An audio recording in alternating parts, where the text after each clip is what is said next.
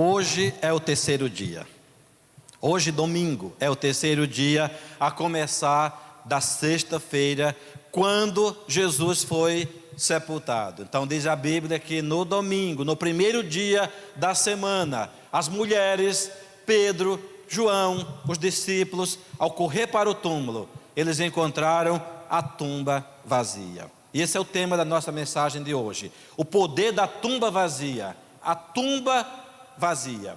Normalmente as pessoas dizem o seguinte: se você for nas pirâmides dos faraós, se você for no túmulo do Gengis Khan, se você for no túmulo de Buda, né, o Siddhartha, Gautama, Siddhartha, tem um nome lá. Todos esses grandes líderes mundiais, ou fundadores de religiões, você vai dizer: não, eles não ressuscitaram. E é verdade. E você talvez, os restos mortais deles vão estar lá. E nem está.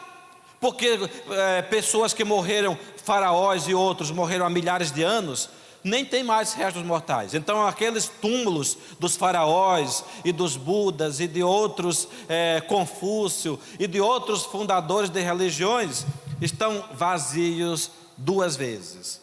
A primeira vez porque degenerou tudo que podia degenerar lá, até o osso acabou.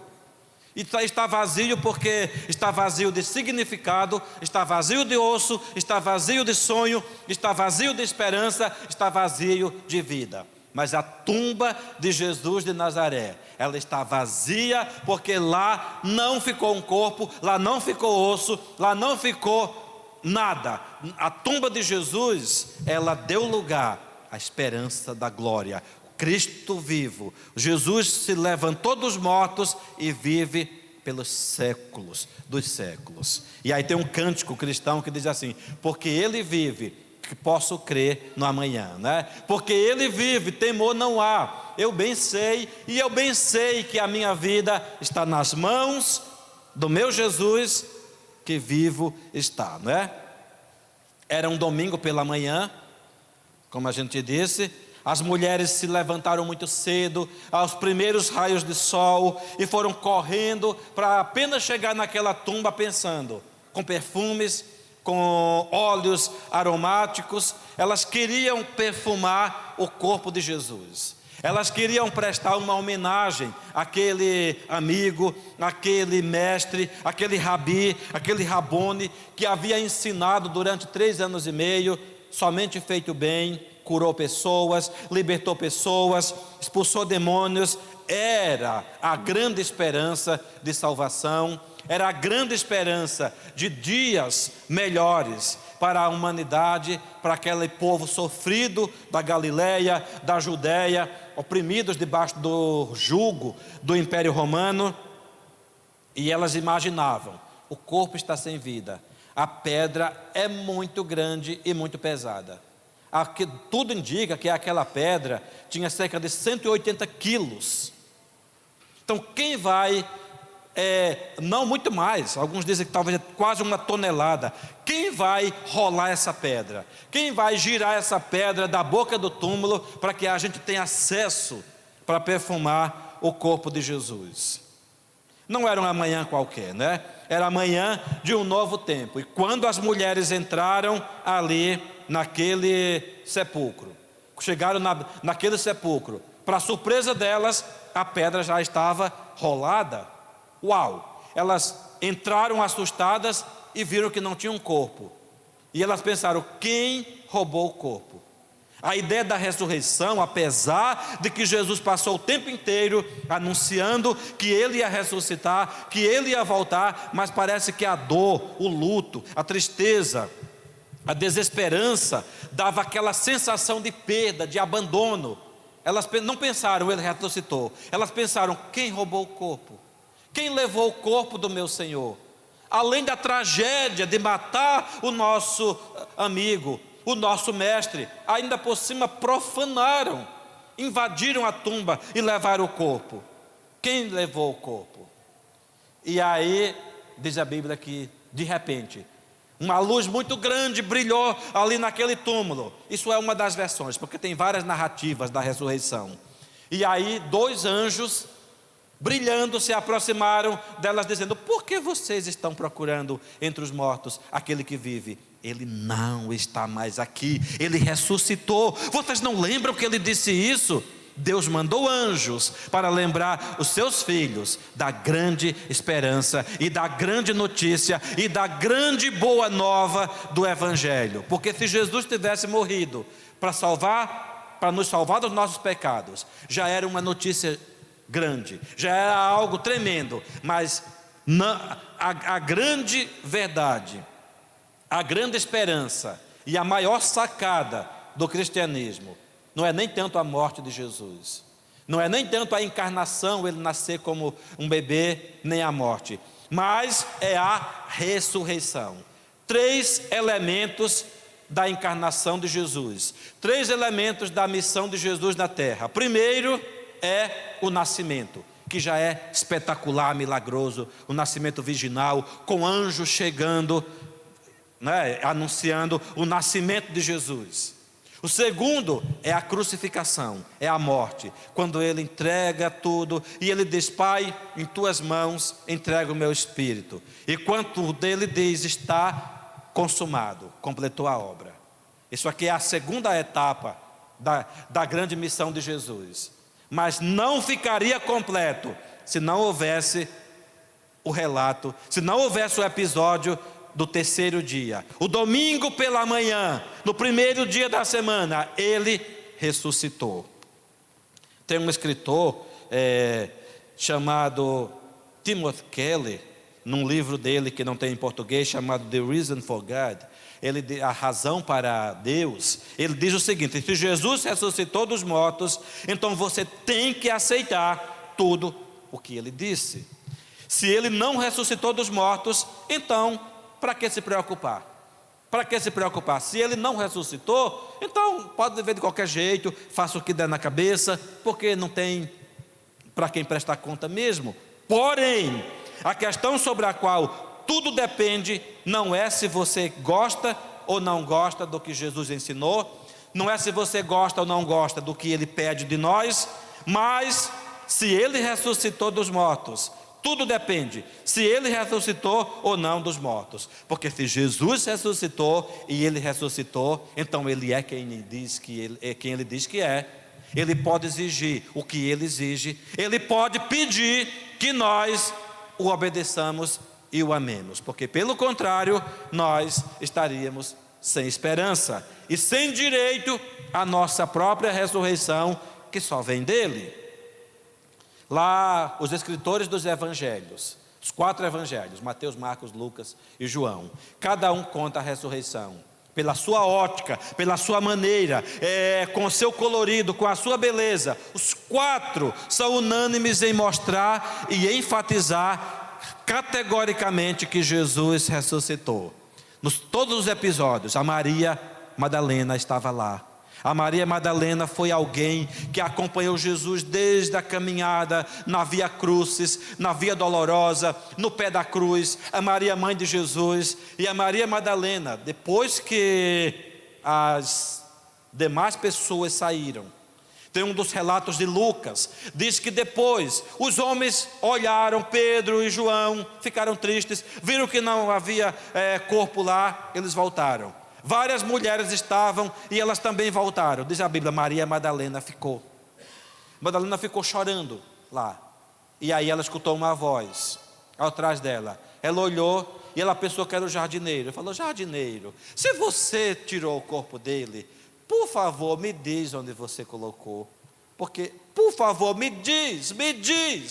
A Maria tinha uma paixão, um amor por Jesus. Ela queria estar tão perto, ainda que ele estivesse morto.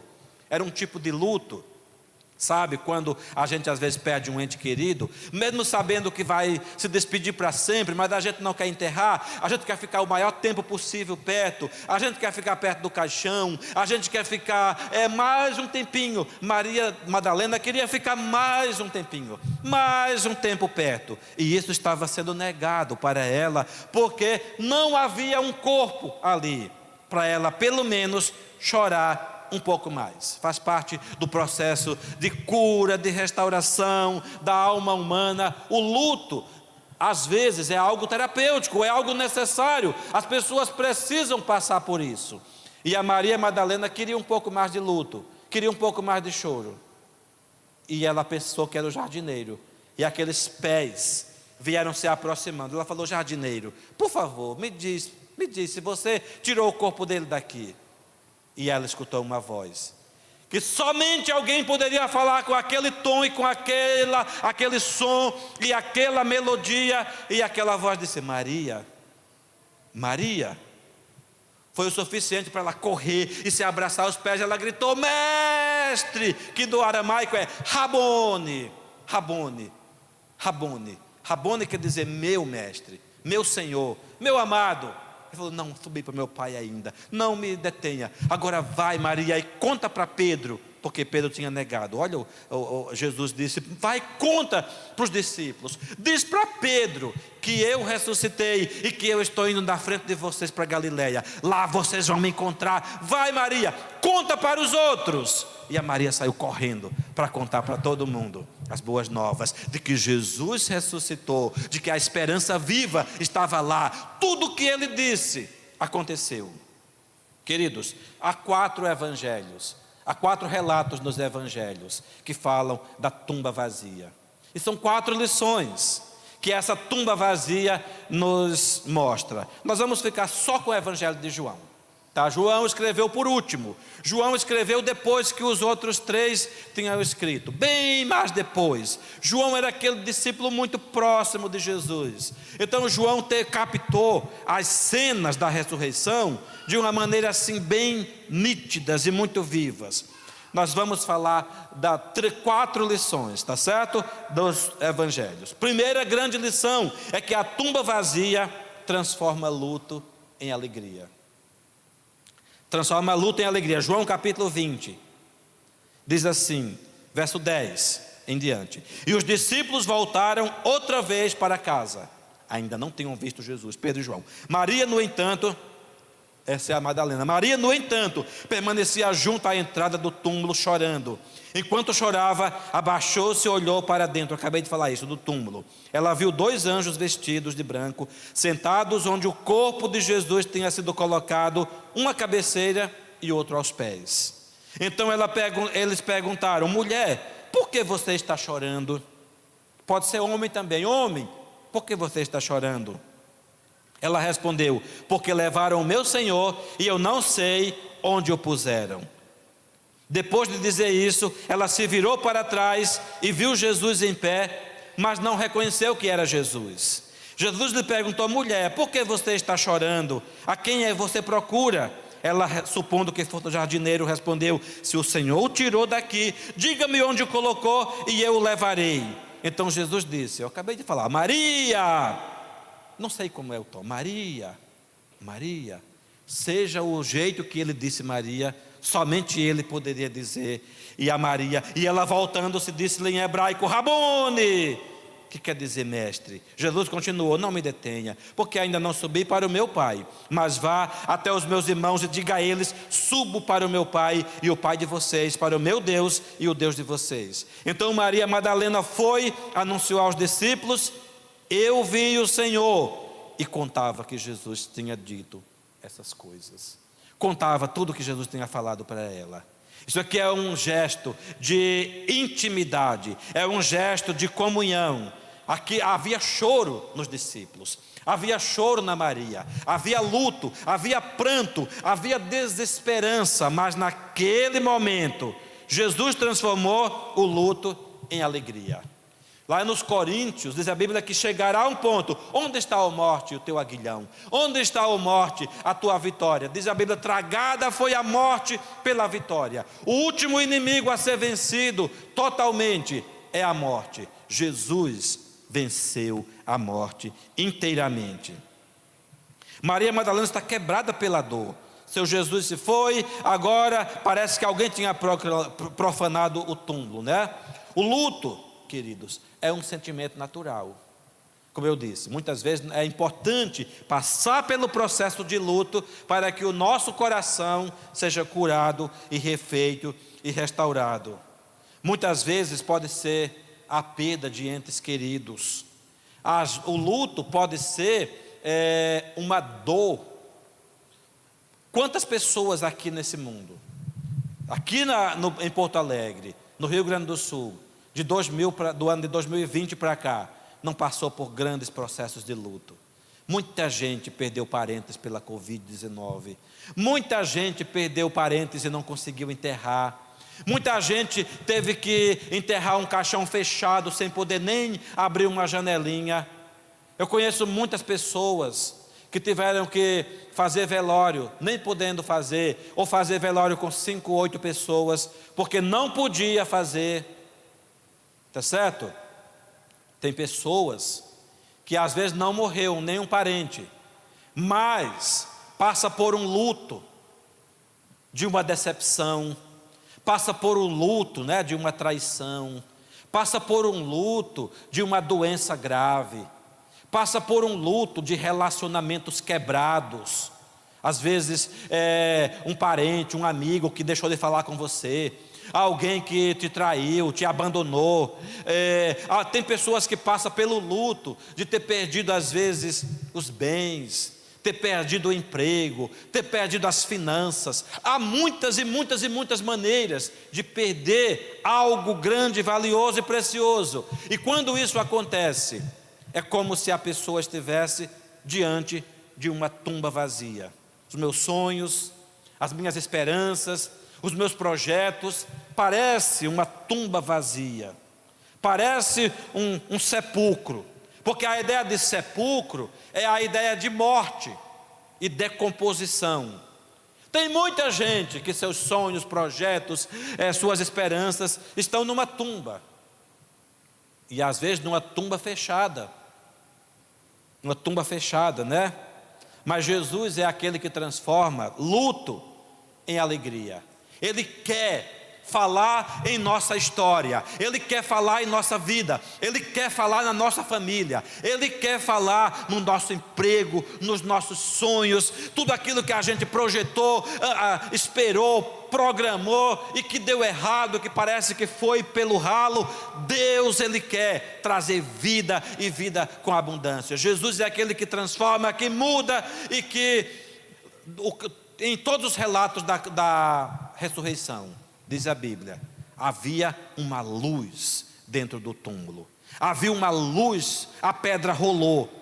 Pedra que rolou é a ideia de peso, é a ideia de fechamento, é a ideia de travamento. Aquela pedra está lá para quê? Para garantir que não saia mau cheiro, para garantir que não saia nada, que permaneça escuro lá dentro e que aquele corpo em decomposição termine virando matéria orgânica de minhoca, e com o tempo só sobrem ossos, até que jogue o próximo corpo lá dentro. Mas não foi assim com o corpo de Jesus.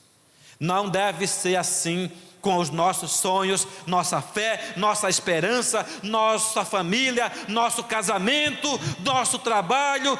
Deus, Ele quer trazer vida e gerar essa luz e dizer: haja vida, haja luz. É isso que Jesus fez. Quando Lázaro estava numa tumba parecida, 4 dias, cheirava mal, e as irmãs falaram: Senhor, se o Senhor estivesse aqui, o meu irmão não teria morrido. Jesus falou: eu já disse para você, Maria, eu já disse para você, Marta, que se você crer, você verá a glória de Deus.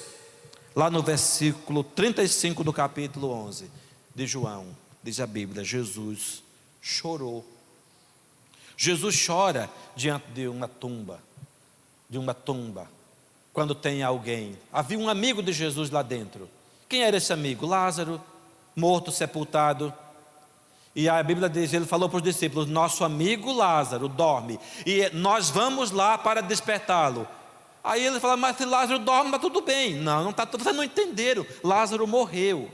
Mas diz a Bíblia, quem crê em mim, Jesus disse, como diz as Escrituras, do seu interior fluirão rios de água viva. Quem crê em mim, ainda que esteja morto, viverá. Você crê nisso, Maria? Você crê nisso, Marta? Sim, Senhor, eu creio. Então você verá a glória de Deus. A ressurreição de Jesus, a ressurreição de Lázaro, são prenúncios de que nós também podemos e precisamos ressuscitar. As coisas nossas que por acaso possam ter morrido, Ele quer trazer vida e ressurreição para a nossa história, para nós. Jesus disse lá em João 16, versículos 20 e 22, Ele disse para os discípulos, na semana anterior à sua morte, Ele disse assim: em verdade lhes digo, que vocês vão chorar e se lamentar, mas o mundo se alegrará com a morte, né? Ele está falando da morte dele, está falando dos judeus e dos romanos. Vocês vão chorar e se lamentar, mas o mundo se alegrará. Vocês ficarão tristes, mas a tristeza de vocês se transformará em alegria. Verso 22. Assim também agora vocês estão tristes, mas eu os verei outra vez, e o coração de vocês ficará cheio de alegria, e ninguém poderá tirar essa alegria de vocês. Quando você está cheio de Jesus, quando você está cheio de vida, quando você está cheio de ressurreição, e quando você está andando com Jesus, ninguém poderá tirar essa alegria de vocês. Diga assim, diga: eu recebo a ressurreição de Jesus na minha vida e dentro de mim. Não haverá mais tumba cheia de morte. A tumba é vazia, vazia de morte, mas cheia de vida, cheia de luz e cheia da alegria e da glória de Deus. O túmulo vazio tem essa promessa. Jesus disse: eu vos verei novamente. O túmulo vazio transforma nossa dor e substitui por alegria. Mas aquilo foi apenas um dos episódios, né, da tumba vazia. A segunda grande verdade que nós podemos ver no Evangelho de João, capítulo 20, com relação à tumba vazia, é que a tumba vazia transforma medo em paz, segurança. João capítulo 20, 19 e 20.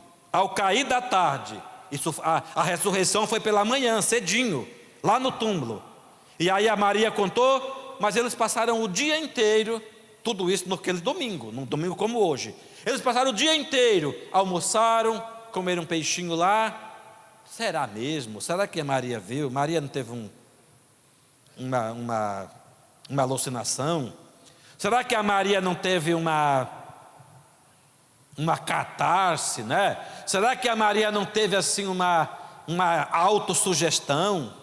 Será que ela teve? Maria, mulher tem essas coisas, né? Eu imagino os homens pensando: será mesmo? Ao cair da tarde daquele dia, o primeiro dia da semana, estando trancadas as portas da casa onde estavam os discípulos, escondidos, com medo dos romanos, com medo dos judeus, Jesus veio e se pôs no meio deles, dizendo: que a paz esteja com vocês. Paz.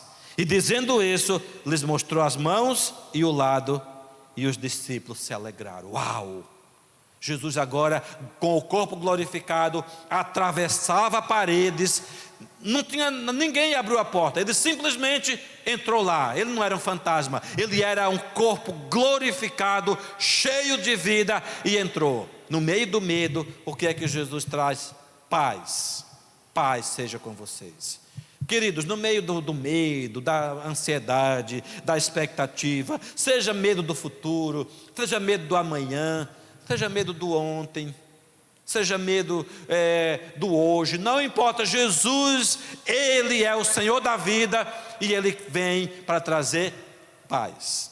Lá em João 12, né, tem um local que Ele disse: deixo-vos a paz, a minha paz eu vos dou, não vos dou como o mundo a dá. Não se turbe o vosso coração. A paz de Cristo, que excede todo o entendimento, guardará os vossos corações e a vossa mente e a vossa alma. Filipenses, a paz de Cristo. Romanos fala dessa paz.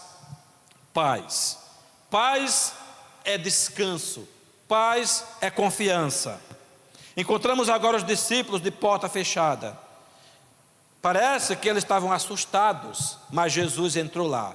O medo trouxe uma cegueira, o medo traz uma paralisação. O medo paralisa um ser humano.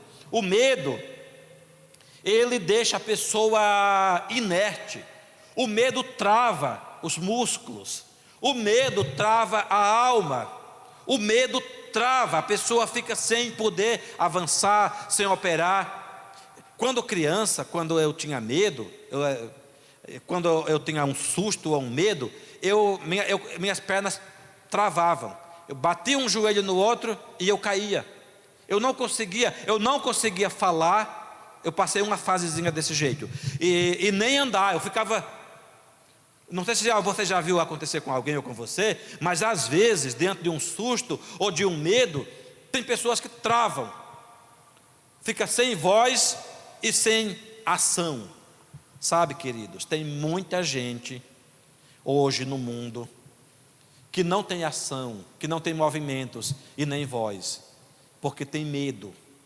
E o medo não significa ficar assim, tremendo. Tem gente que sorri, que brinca, que é alegre, que é o valentão, que fala e que está sempre sorrindo, e por trás está disfarçando um medo muito grande. Lá na alma, lá no coração, tem uma placa, tem assim uma faixa, tem uma coisa que paralisa a pessoa. Então não se engane quando alguém é muito extrovertido, porque às vezes, por trás de muita extroversão, pode se esconder alguém paralisado de medo e de temor, e de dúvidas, e de incertezas. Eu coloquei uma historinha por aí, alguns de vocês já leram, mas eu queria falar essa história, né? Muito interessante, de como o medo pode ser vencido, de como a timidez pode ser vencida. Essa história conta de um músico, né? De um músico muito talentoso em Londres. Dizem que essa história é verídica. E no tempo em que faziam grandes concertos musicais, esse músico era jovem, mas era o melhor músico do momento em Londres. E todo músico que se prezava tinha que fazer um concerto lá num grande teatro, numa grande casa de shows. E ele tinha tanto medo e tanta vergonha de tocar em público, que ele tinha pavor de multidões, que ele disse: não, eu nunca vou tocar, eu não vou fazer esse concerto. E todo mundo cobrando, os críticos cobrando, que ele falou: tá bom, eu sei que para o bem da minha carreira eu tenho que fazer esse show. E tocava violino. E ele pegou o violino e foi para aquele show, a casa lotada, os críticos, tudo com os seus pads lá, para anotar se há alguma falha, e todo mundo, a plateia gigante, camarote, terceiro nível, tipo uma ópera. E aí ele chegou no palco, tremendo, mas ele fechou os olhos e ele foi tocando, aquele violino de uma maneira divina. E ele olhava para um lado e para outro, tocando, e todo mundo parou. Era um silêncio total. Ele tocou de uma maneira divina, espetacular. E quando ele terminou de tocar, todo mundo gritando, uau, uau, gritando, a plateia subindo pelas paredes, batendo palma. E ele lá, meio que paradão, meio inerte, olhando para um lado e para o outro. E o pessoal esperou, mas ele nem percebeu os aplausos. Ele tinha que fazer aquele... E ele não fazia. Não é, Fábio? Aquele gesto, tem um protocolo de se dobrar tantas vezes lá, sair um pouquinho, depois voltar. Ele não fez nada disso, ele estava só olhando. Aí de repente ele se acalmou. E de repente ele aceitou os aplausos.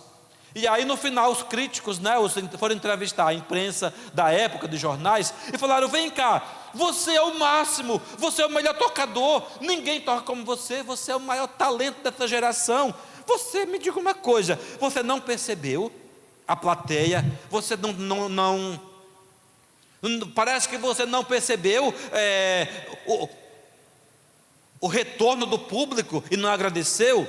Ele falou: não, sabe o que é? É que realmente eu demorei a perceber o aplauso do público. é que quando eu ia tocar aqui, eu estava tão assustado, mas eu soube que o meu mestre ia estar na plateia. Ele vinha para ver o concerto. E aí quando eu comecei a tocar, eu fiquei o tempo inteiro procurando ele, nas alas, no meio, nos camarotes, no mezanino, e eu não conseguia vê-lo, e eu fiquei o tempo inteiro procurando. Já no final, aí eu consegui ver que ele estava lá no camarote, na parte alta. E aí eu queria saber o que ele pensava, qual era a reação dele. Quando eu olhei, ele estava aplaudindo e sorrindo. Então, para mim, a coisa mais importante nesse concerto todo era saber o que o meu mestre pensava do meu desempenho e da minha apresentação. E se o meu mestre estava sorrindo e contente, então nada mais importa. Aí eu relaxei e eu sei que estava tudo bem.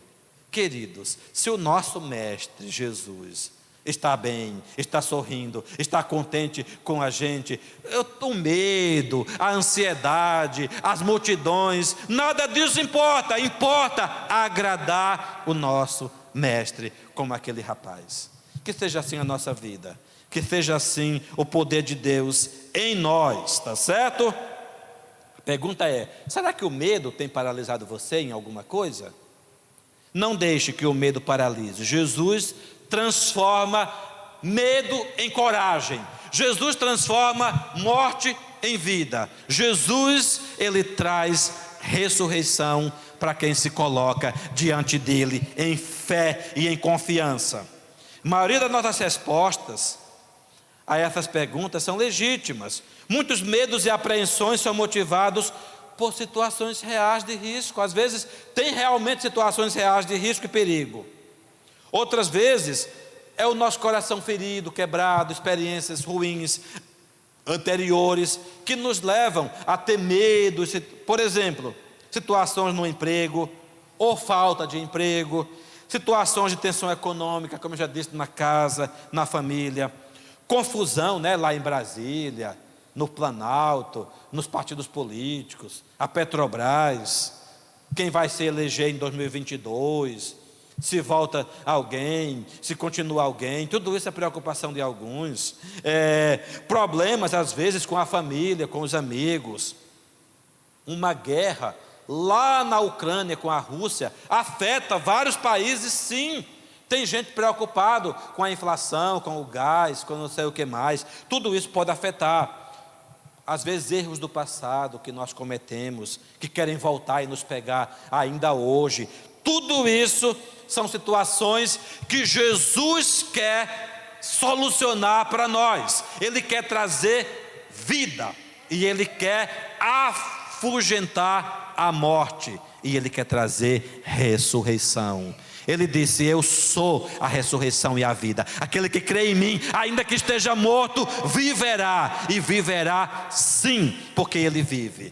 E a música diz: porque Ele vive, posso crer no amanhã. Mas não é só no amanhã não, crer no hoje também. Principalmente no hoje. Começa no hoje. E se Ele cuida do nosso hoje, Ele também cuida do nosso amanhã. E do depois, e do depois, e do depois.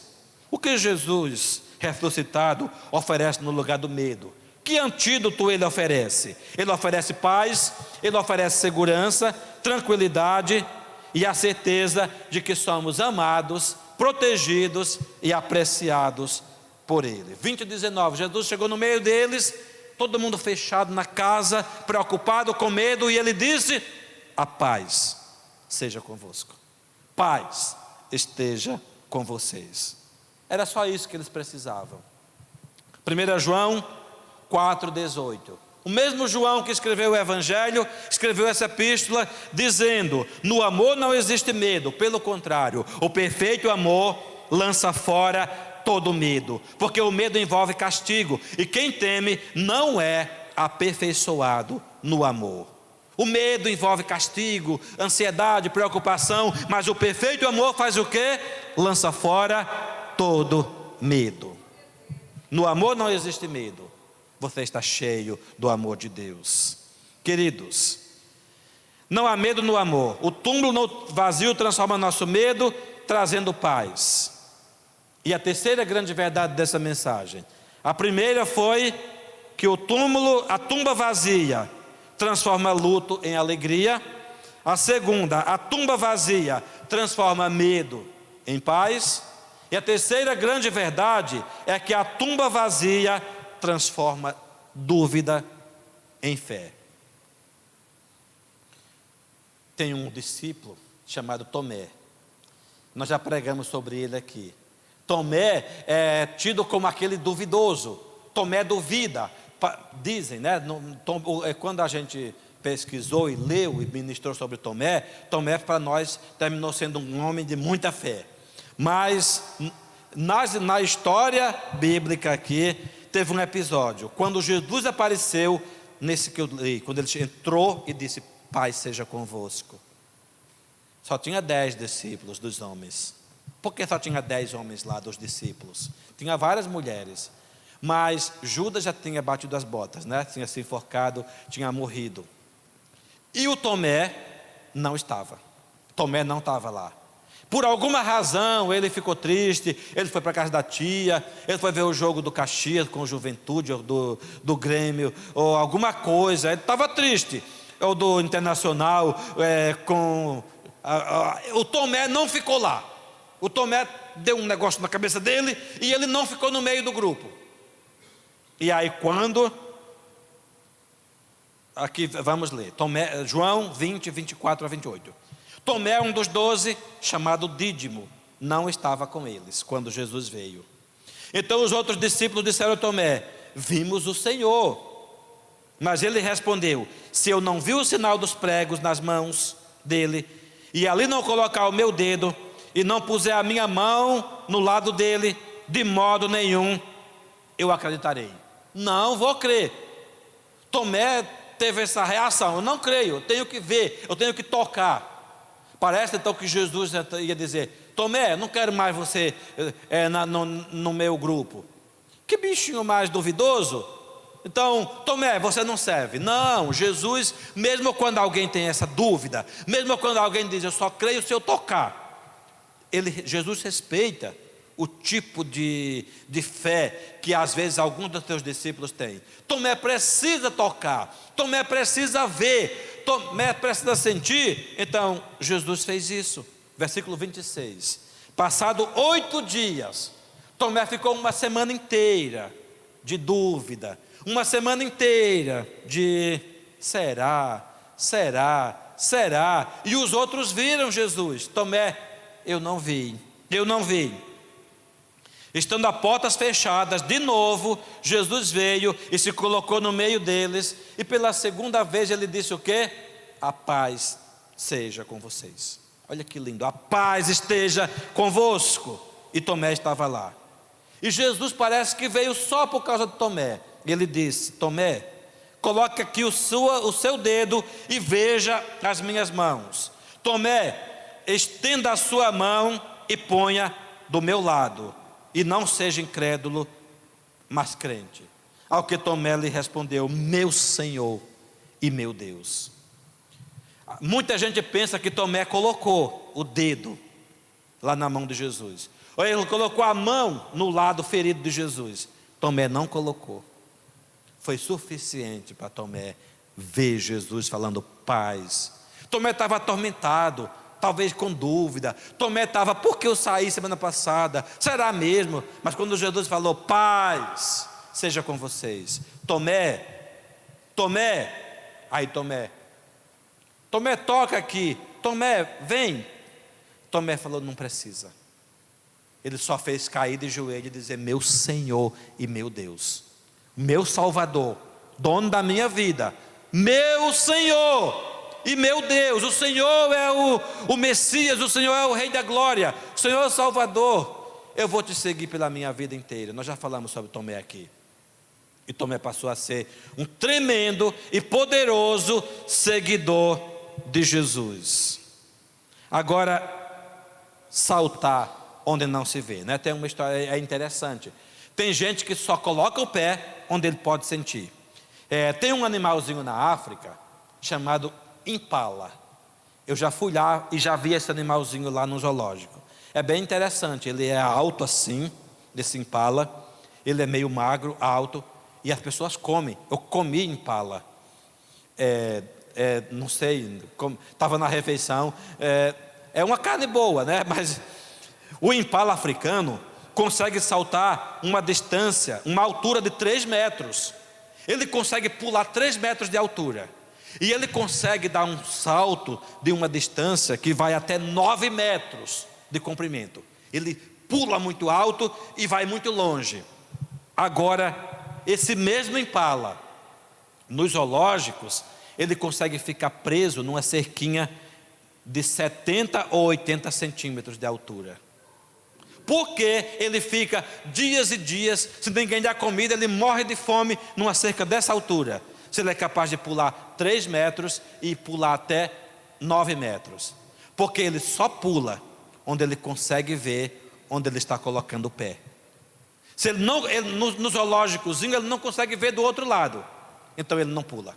Ele só pula quando ele consegue ver onde o pezinho dele vai tocar. E tem gente assim, que só consegue dar saltos e consegue tomar decisões quando consegue ver exatamente onde está tocando o pé, né? Tem gente que como impala, mas a Bíblia ensina: a fé não é um salto no escuro, claro que não. Mas a fé é a confiança de que mesmo quando eu não estou vendo todo o terreno, todo o caminho, Jesus, Ele garante. Ele diz que muitas decisões têm que ser tomadas por fé. Alguém já disse o seguinte: quando você não sabe o caminho, quando você não conhece o caminho, ou quando nem existe caminho, você começa a andar e Jesus vai colocando o chão. Você anda e Ele vai colocando o chão. Isso requer muita fé e muita confiança. Mas é mais ou menos isso. É igual o povo de Israel diante do Mar Vermelho. Tinha um mar lá na frente deles, e aí os egípcios atrás, quase matando, chegando para destruir tudo. E aí o que foi que Deus falou? Moisés, diga ao povo de Israel que marche. Marche como, Senhor? Tem só um mar aqui na frente. Diga ao povo de Israel que marche. E quando Moisés estendeu aquela vara, o mar se abriu e o povo marchou a pés enxutos, onde antes tinha um grande mar. Então a fé, ela ri do impossível. Leve isso para a sua experiência.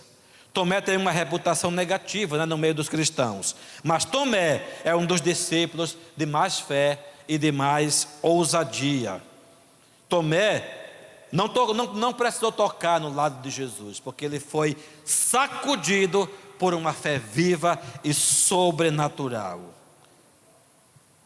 O túmulo vazio transforma a nossa dúvida e nos leva a crer, e nos leva a confiar plenamente. Tomé foi cheio e invadido pela fé sobrenatural.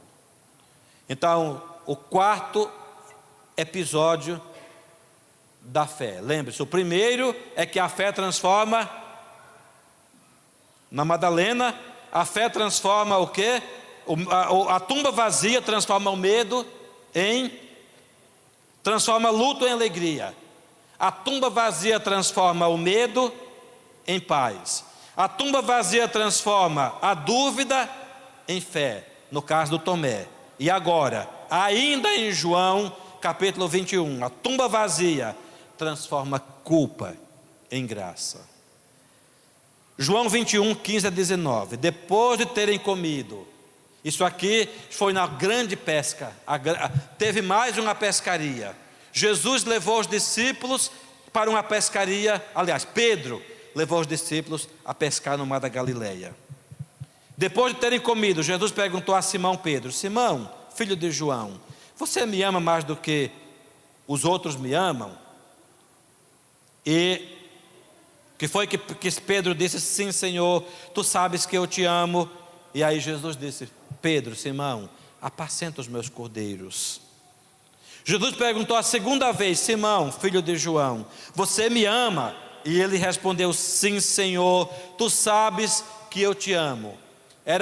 Jesus estava trazendo uma cura sobre Pedro, porque Pedro tinha negado Jesus 3 vezes. E agora Jesus está arrancando uma declaração de amor para cada negativa que Pedro tinha feito lá na beira do fogo do inimigo. Quando Pedro negou Jesus, foi na beira de uma fogueira, lá na casa de Caifás. Havia uma fogueira acesa, havia muita gente se aquentando ali, numa noite fria. E aí disseram: ele é Galileu, ele estava com Jesus. Pedro falou: nem sei, que história é essa? Passa, sai para lá.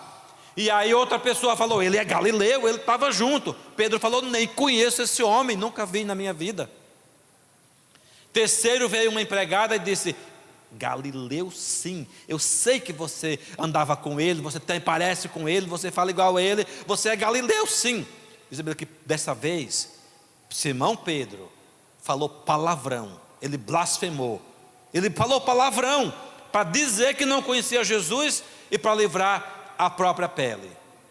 Até que o galo cantou e Pedro chorou amargamente. E aí, eu não sei, muitos dias depois, lá na pescaria, Jesus encontra Pedro com os discípulos. E aí Jesus pergunta: lá era o fogo do inimigo. Pedro estava ao redor do fogo do inimigo, da fogueira do inimigo, negando Jesus. Lá na beira da praia, diz a Bíblia, Jesus criou um cenário pela madrugada, acendeu uma fogueira. Jesus acendeu uma fogueira. E aí, quando eles desceram do barco, Jesus começou a oferecer para eles peixe e pão. Era agora a fogueira amiga. Fogueira de Jesus. Tem muita gente, veja bem, tem muita gente se aquecendo na fogueira do inimigo e às vezes negando Jesus. Que não aconteça isso com nenhum de nós. Com nenhum de nós. Que não seja preciso o galo cantar para nenhum de nós. Em nome de Jesus, queridos. E aí Jesus perguntou: Pedro, pela segunda vez: tu me amas? Senhor, tu sabes que eu te amo. Com um amor falho, limitado, do jeito que eu sou. Mas o Senhor conhece tudo. Tu sabes que eu te amo. Terceira vez: Pedro, tu me amas? Senhor, não precisa nem perguntar, o Senhor sabe tudo. Por que o Senhor está fazendo isso comigo? Por que o Senhor está me perguntando desse jeito? Jesus queria dizer: Pedro, você me negou 3 vezes. É terapêutico, ele não disse isso, mas é como se ele dissesse: é terapêutico, Pedro. Eu quero que você, eu só quero ouvir. Não sou eu, Pedro, que preciso ouvir 3 vezes que você me ama. É você mesmo, Pedro, que precisa ouvir 3 vezes que você me ama.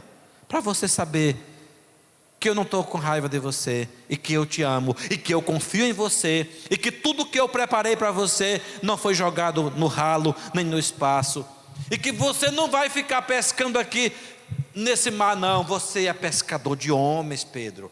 Você é um escolhido, você é um chamado, você é um grande obreiro, você é um grande apóstolo, você tem uma missão muito nobre. Consolida os teus irmãos, Pedro. Pastoreia as minhas ovelhas. Pedro, eu estou só começando na sua vida o grande ministério que eu chamei você para fazer. E diz a Bíblia que ali houve a ideia é que houve uma grande cura. E ele disse: agora, Pedro, siga-me. A nossa última imagem de Pedro, antes da morte de Jesus, ela não é uma ideia bonita. A Bíblia diz que Pedro, ele foi crucificado em Roma, de cabeça para baixo. Pedro seguiu Jesus até o fim. Jesus disse: siga-me, Pedro, e faça aquilo que eu chamei você para fazer. A culpa pode ser uma coisa ruim, e Jesus queria arrancar toda a culpa do coração de Pedro e manter Pedro cheio de fé, de esperança. Pedro, a partir de então, foi um dos discípulos mais fiéis e mais leais que Jesus teve por todo o primeiro século. A pergunta é, queridos, quais são algumas áreas mortas em nossa vida? Quais são algumas áreas em nossa vida que precisam de uma ação de Deus? Quais são algumas áreas onde Jesus precisa trazer luz, ressurreição e dizer: não tenha medo, e dizer: eu sou a ressurreição e a vida? Quais são algumas áreas?